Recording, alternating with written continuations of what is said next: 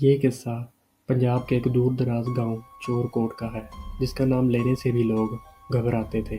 وہاں جانے والے کبھی واپس نہ آتے، اور اگر کوئی لوٹ بھی آتا تو وہ یا تو پاگل ہو چکا ہوتا یا پھر اپنی زبان کھو بیٹھتا۔ تو چلتے ہیں اپنی کہانی کی طرف۔ اگر آپ چینل پہ نئے ہیں so please subscribe my channel.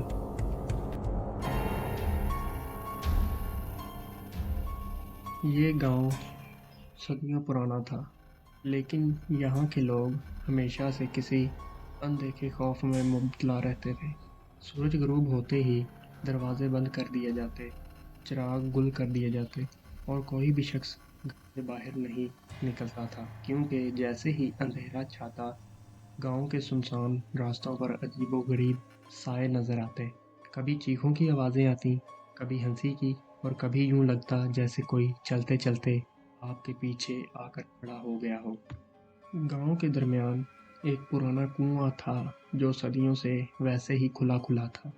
کہا جاتا تھا کہ جو بھی اس کنویں کے اندر جھانکتا وہ یا تو مر جاتا یا پھر اس کی لاش کہیں اور ملتی۔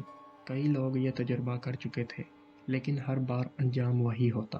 ایک رات دو نوجوانوں نے ہمت کر کے کنویں کے اندر جھانکنے کا فیصلہ کیا، اور جیسے ہی انہوں نے اندر دیکھا ان کی چیخیں بلند ہوئیں۔ دوسرے دن دونوں کی لاشیں کنویں سے دور درخت سے الٹی لٹکی ہوئی ملی، جیسے کسی نے انہیں پھانسی دے دی ہو۔ ایک اور خوفناک واقعہ سردیوں کی ایک رات میں پیش آیا۔ گاؤں کے ایک شخص راشد نے اپنی بھینس چوری ہونے پر رات کے وقت باہر جانے کی ہمت کی۔ جیسے ہی وہ اپنے گھر سے نکلا، اسے محسوس ہوا کہ کوئی اس کے پیچھے پیچھے چل رہا ہے، لیکن جب وہ مڑا تو وہاں کچھ بھی نہیں تھا۔ وہ جیسے ہی کنویں کے قریب پہنچا، اس نے ایک کالا سایہ دیکھا جس کی سرخ آنکھیں دہک رہی تھیں۔ راشد اپنی جگہ ساکت ہو گیا۔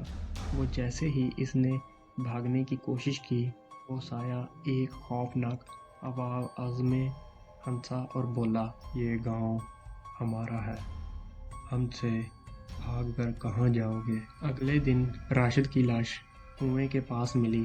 اس کا چہرہ اتنا بگڑا ہوا تھا کہ پہچاننا مشکل تھا۔ اس گاؤں میں ایک درخت بھی تھا جس کے نیچے کسی کو بیٹھنے کی اجازت نہیں تھی۔ کہا جاتا تھا کہ وہاں ایک جن کا بسیرا ہے جو رات کو وہاں بیٹھنے والے کو مار دیتا ہے۔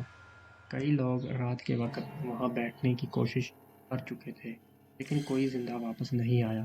ایک جوان جو قسمت آزمانا چاہتا تھا وہاں جا کر بیٹھ گیا۔